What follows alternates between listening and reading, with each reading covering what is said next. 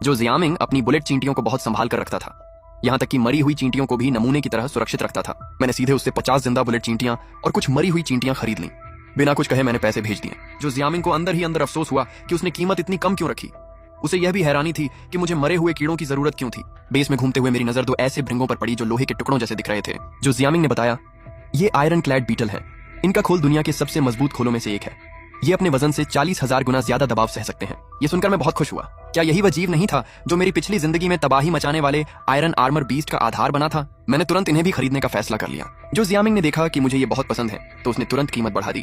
काफी मोल भाव के बाद मैंने 20,000 युआन देकर 2 आयरन क्लैड बीटल खरीद ली। अब मेरे पास सिर्फ 10,000 युआन से थोड़ा ज्यादा पैसा बचा था। मुझे अभी एक इलेक्ट्रिक ईल और एक उल्लू भी चाहिए था। मैंने उससे पूछा कि साउथ अमेरिका की इलेक्ट्रिक ईल कहाँ मिल सकती है। उसने बताया कि उसका एक दोस्त दुर्लभ पानी के जानवर पालता है। उसके पास हाल ही में एक इलेक्ट्रिक ईल आई थी, लेकिन वह उसे जिंदा नहीं रख पा रहा था। ईल बहुत कमजोर हो चुकी थी और ज्यादा दिन नहीं बचने वाली थी। जब उस आदमी को पता चला कि कोई खरीदने वाला है तो उसने 5,000 युआन मांगे, लेकिन जो जियामिंग ने कीमत बढ़ाकर मुझसे 10,000 युआन मांग ली। मेरे पास समय कम था, इसलिए मैंने बिना बहस किए पैसे दे दिए। उसे लगा कि मैं बेवकूफ हूँ, लेकिन उसे क्या पता था कि कुछ ही दिनों बाद ये सारे पैसे बेकार कागज बन जाएंगे। हम जल्दी ही उस आदमी के घर पहुंचे। मैंने देखा कि टैंक में सचमुच एक साउथ अमेरिकन इलेक्ट्रिक ईल थी। मैंने तुरंत पैसे ट्रांसफर कर दिए। विक्रेता ने मुझे कहा कि उसे जल्दी साफ पानी में डाल देना, लेकिन मैंने कहा मैं तो इसे पकाकर खाने वाला हूँ। ये सुनकर दोनों हैरान रह गए। अब उन्हें लगा कि उन्होंने बहुत कम कीमत ली।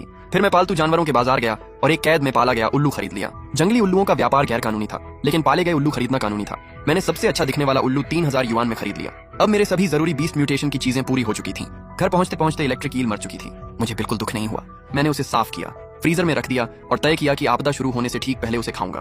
तभी मुझे बीस्ट म्यूटेशन का असली नियम समझ आया। सबको लगता था कि आपदा वाले दिन जो जानवर का मांस पेट में होगा उसी की ताकत इंसान को मिलेगी, लेकिन यह सिर्फ आधा सच था। असल राज कुछ और ही था। मैंने 2 दिन तक सिर्फ शाकाहारी खाना खाया ताकि मेरे पेट में किसी और जानवर का मांस न रहे। मेरे पास अभी भी 6,000 युआन बचे थे। मैंने सारे पैसे आत्मरक्षा के हथियारों पर खर्च कर दिए। साधारण चाकू इस नई दुनिया में ज्यादा काम नहीं आने वाले थे। मेरी भविष्य की ताकत के लिए बड़ा हथौड़ा सबसे सही हथियार था। बहुत खोजने के बाद मुझे 8 किलो का एक बड़ा हथौड़ा मिला। फिलहाल के लिए वही काफी था। इसके बाद मैंने मगरमच्छ का मांस, ज्यादा ऊर्जा देने वाली चॉकलेट और एक मैकेनिकल घड़ी खरीदी। मुझे पता था कि आपदा के बाद बिजली खत्म हो जाएगी, तब सिर्फ ऐसी घड़ी ही सही समय बता पाएगी। घर लौटकर मैंने पहले से तैयार किए हुए टार्डीग्रेड सुरक्षित रख दिए।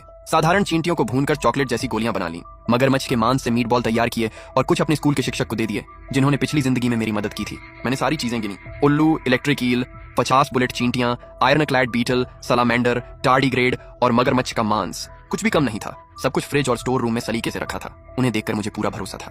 पिछली जिंदगी में मैं कमजोर था, लेकिन इस बार मेरे पास 10 शक्तिशाली बीस्ट म्यूटेशन थे। मैं इस नई दुनिया को बदल कर रख दूंगा। मैंने अपने खोजे हुए नियमों के अनुसार एक एक करके सब कुछ खाना शुरू किया। सबसे पहले मैंने बुलेट चींटी वाली चॉकलेट खाई। जैसे ही वह पेट में पहुंची, पूरे शरीर में गर्मी फैल गई। हजारों किलो ताकत और जहरीले डंक की शक्ति धीरे धीरे मेरे अंदर समाने लगी। फिर मैंने आयरन क्लैड बीटल खाए। उनका खोल बहुत सख्त था, उन्हें निगलना मुश्किल था, लेकिन मैंने किसी तरह सब खा लिया।